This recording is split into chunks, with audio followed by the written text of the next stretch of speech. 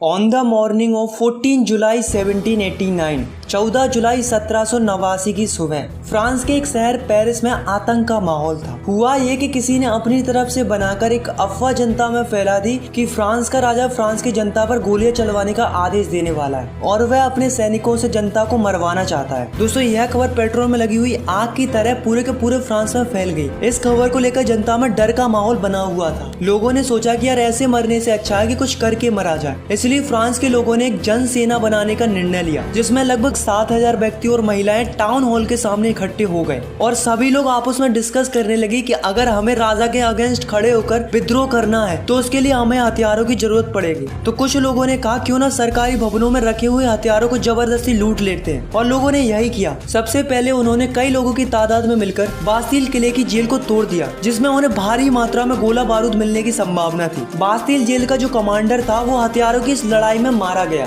और वहाँ उस जेल के हथियारों के साथ साथ वहाँ के कैदियों को भी छुड़ा लिया गया। दोस्तों, वो बात अलग है कि वहाँ पर 7 ही कैदी थे और इन सब ने मिलकर बास्तील किले को गिरा दिया और साथ में उस किले की कीमती वस्तुओं को बाजार में बेच दिया। इन वस्तुओं को उन लोगों ने खरीदा जो इस घटना को अपनी यादों के रूप में सजाना चाहते थे। दोस्तों, ऐसा नहीं है कि इस घटना के बाद फिर कोई घटना नहीं हुई थी, बल्कि इसके बाद कई दिनों तक पेरिस तथा देश के देहाती इलाकों में कई सारी लड़ाइयाँ हुई हैं, जिसका रिजल्ट ये निकला कि जनता रोटी, कपड़ा और मकान की बढ़ती कीमतों का विरोध करने लगी। बाद में फ्रांस के राजा को गिलोटिन से सर काटकर मार दिया गया। तो दोस्तों, ऐसा क्यों हुआ और कैसे हुआ, चलिए जानते हैं इस वीडियो में।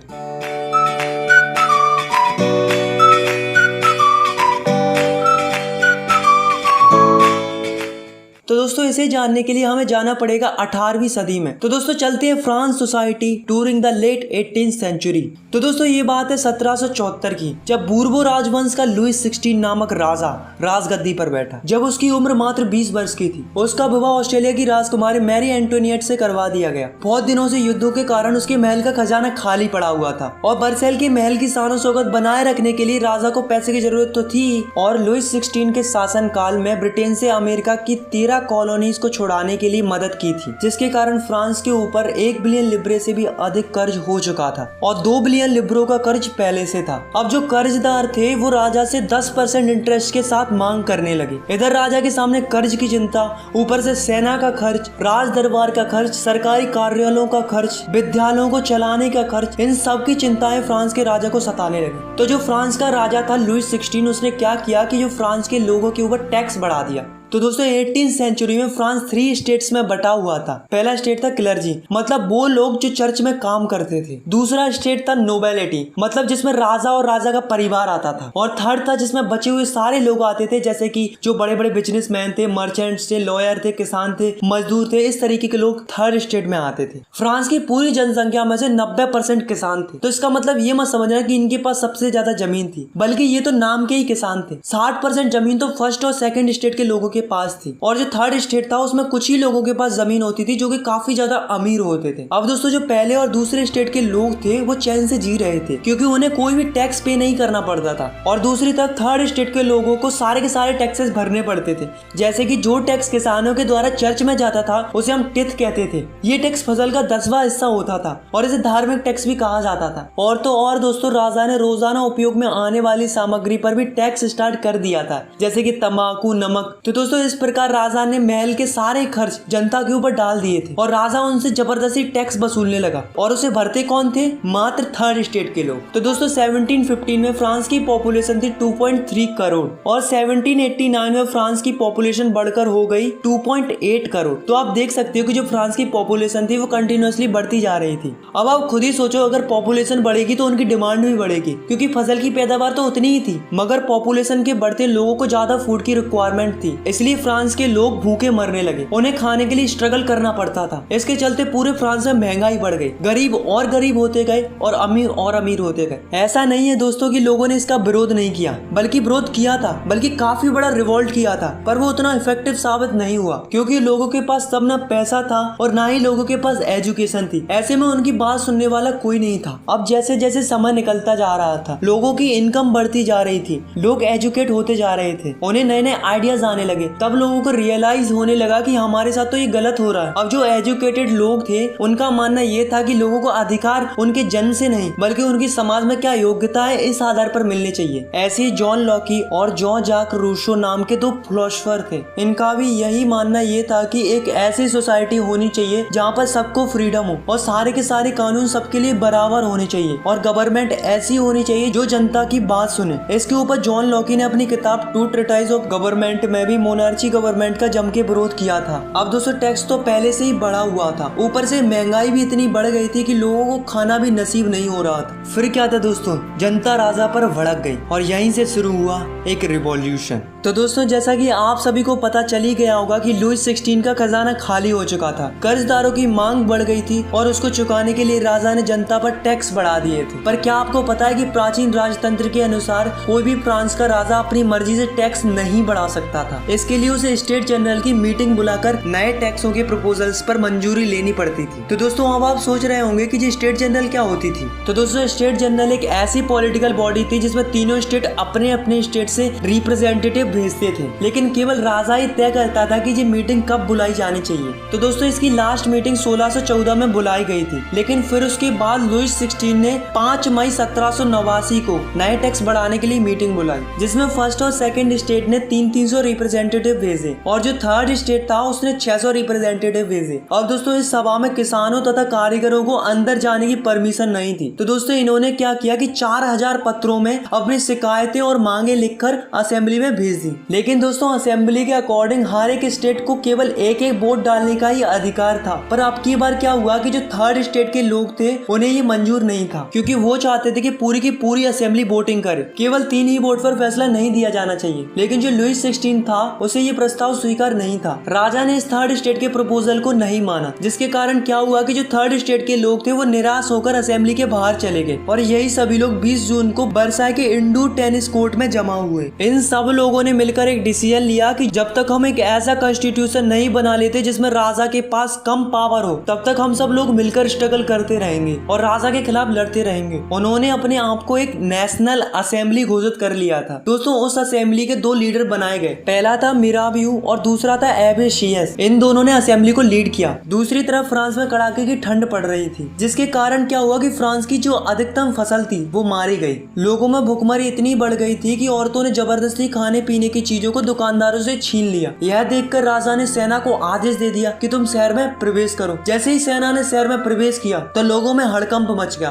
फिर क्या था दोस्तों, लोगों की भीड़ ने 14 जुलाई को बास्टील के किले पर धावा बोल दिया, क्योंकि गांव-गांव में अफवाह फैल रही थी कि राजा ने किसानों की फसलें बर्बाद करने के लिए बाहर से कुछ लोगों को बुलाया है। अब टैक्सों की आग तो पहले से लगी हुई थी, अब लगी हुई आग पर राजा की अफवाह ने पेट्रोल का काम और कर दिया, जिससे किसानों ने गाँव के सरकारी अन्य भंडारों को लूट लिया और साथ में टैक्सों से संबंधित डॉक्यूमेंट्सों को भी जला दिया। आखिर में विरोधी प्रजा की ताकत का अंदाजा लगाकर राजा ने नेशनल असेंबली को मान्यता दे दी। तो दोस्तों आपको तो पता है कि जो नेशनल असेंबली थी वो क्या चाहती थी कि राजा की पावर लिमिटेड कर दी जाए। तो फाइनली 4 अगस्त 1789 की रात को नेशनल असेंबली ने एक ऑर्डर पास किया, जिसमें फर्स्ट स्टेट के लोगों से कहा गया कि आप चर्च के नाम पर जो जमीन लिए हुए हैं उसे वापस कर दें और जो चर्च में फसल का 10वां हिस्सा टैक्स के रूप में दिया जाता था, यानी कि धार्मिक टैक्स टिथ को बंद कर दिया जाए। जिससे क्या हुआ कि गवर्नमेंट को 2 बिलियन लिब्रो का फायदा हुआ। अब धीरे धीरे नेशनल असेंबली ने 1791 में एक नया कॉन्स्टिट्यूशन तैयार कर लिया, जिसमें राजा की पावरों को लिमिटेड कर दिया था और साथ में गवर्नमेंट को 3 हिस्सों में बांट दिया।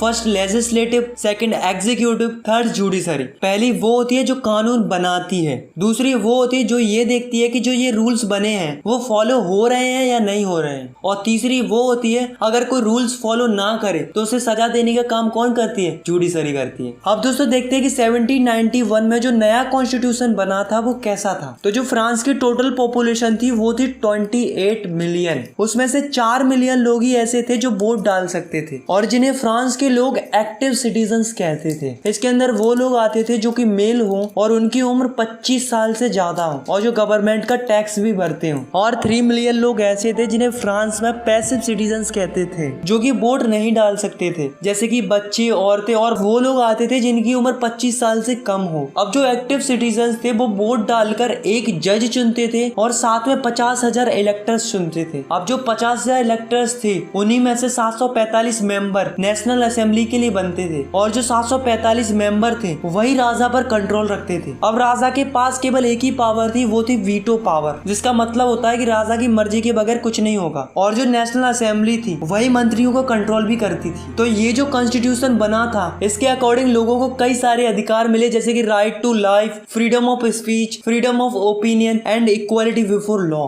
अब दोस्तों राजा ने हाँ तो कर दिया था कि वो कॉन्स्टिट्यूशन को मान रहा है, लेकिन वास्तव में वो नहीं चाहता था कि उसकी पावर कम हो। उसने अपने आसपास के देशों के साथ मिलकर सीक्रेट प्लान्स किए, लेकिन राजा और आसपास के देश कुछ कर पाते इससे पहले ही नेशनल असेंबली ने प्रूसिया और ऑस्ट्रेलिया के अगेंस्ट 1789 में वॉर डिक्लेयर कर दिया, जिससे फ्रांस के हजारों यंग मैन सेना के अंदर भर्ती होने लगे। सभी देशभक्ति के गीत गाने लगे। तो दोस्तों उस वॉर में काफी ज्यादा लोग मारे गए थे, उसके साथ साथ काफी ज्यादा मनी का भी लॉस हुआ था। तो दोस्तों 1791 में जो कॉन्स्टिट्यूशन बनाया गया था इसमें धनवानों को ज्यादा इम्पोर्टेंट माना गया था और जो गरीब थे, किसान थे, उनको कम महत्व दिया गया था। तो लोगों ने क्या किया, अपनी आवाज सुनाने के लिए पॉलिटिकल क्लब्स बनाए। तो ये क्या होते हैं, तो ये वो होते हैं जिसमें अलग अलग विचारों के लोग अपनी अलग अलग बातों को बताते हैं ताकि उनकी बातों पर गवर्नमेंट ध्यान दे और उनकी बातें भी सुनी जाए। ऐसे ही एक क्लब था जिसका नाम था जोकोविन क्लब, जिसका लीडर था मैक्सिमिलियन रॉबेस्पियर। अब जो इस क्लब के लोग थे उनकी कुछ अलग ही प्रकार की ड्रेस थी। इस क्लब वाले लोगों को सुगुलत भी कहा जाता था। दोस्तों जब ब्रेड का प्राइस बढ़ने लगा तो महंगाई को देखकर इस क्लब वाले लोगों ने जैकोबिन क्लब में एक प्लान बनाया और एक ऐसी योजना बनाई कि राजा को महल में ही घुसकर राजा को बंदी बना लिया जाए। तो दोस्तों इन क्लब वालों ने क्या किया कि 10 अगस्त को टुलेरियस के महल में धावा बोल दिया, जिसमें राजा के कई सारे सैनिक मारे गए। बाद में राजा और राजा के परिवार के सदस्यों को जेल में डाल दिया गया, मतलब उन्हें बंदी बना लिया था।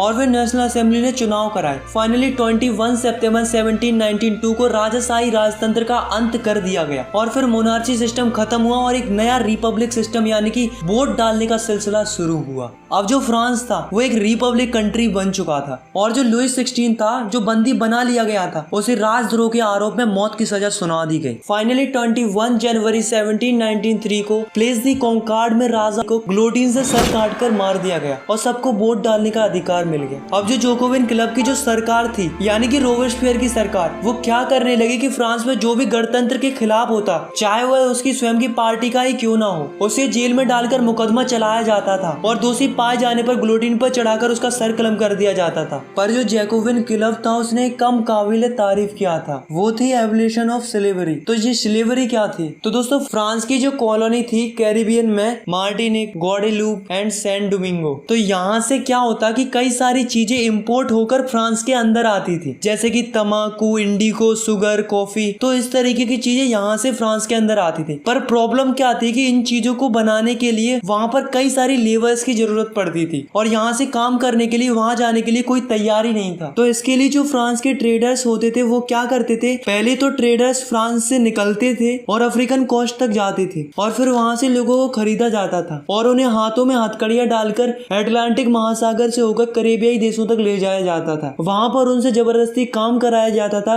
फिर वहाँ से इंडिगो, तंबाकू, शुगर, कॉफी ये सब वापस फ्रांस में लाया जाता था। अब दोस्तों नेशनल असेंबली में ये बात तय हुई थी कि दास प्रथा को खत्म कर दिया जाए, पर यह नहीं हुआ। ऊपर से रोबेस्पियर सरकार ने चर्चों को बंद करवा दिया और उनकी जगह सरकारी दफ्तर और बैराक बनवा दिए गए। अब जो जोकोविन क्लब का जो लीडर था रोबेस्पियर, वो अपनी मनमर्जी करने लगा और लगातार देशों से मजदूरों को खरीदता और बेचने लगा और लगातार लोगों को खरीदा और बेचा जाने लगा। तो दोस्तों इसके साथ भी वही हुआ जो सबके साथ होता आया है। तो 1794 में उसे दोषी घोषित कर दिया गया और उसे गिरफ्तार करके ग्लोटिन पर चढ़ाकर उसका सर कलम कर दिया। और दोस्तों यहाँ से जैकोबिन क्लब का एंड हो गया। दोस्तों बास्तिल किले के इंसिडेंट के बाद 1789 की गर्मियों में एक महत्वपूर्ण कानून लागू हुआ था कि कोई भी बुक या न्यूज़पेपर या स्टेज परफॉर्मेंस, नाटक, सत्संग, जुलूस बिना राजा के अधिकारियों की परमिशन के बगैर नहीं किए जा सकते थे। पहले उनसे मंजूरी लेनी पड़ती थी। अब वो सेंसरशिप हटा दी गई थी। अब फ्रांस में सब लोग स्वतंत्र थे, वो कुछ भी छाप सकते थे, dance program, song, stage program, जुलूस कर सकते थे। अब उन्हें किसी की भी परमिशन लेने की कोई जरूरत नहीं थी। अब जो अमीर लोग थे उन्होंने गवर्नमेंट की पावर को अपने हाथ में ले ली।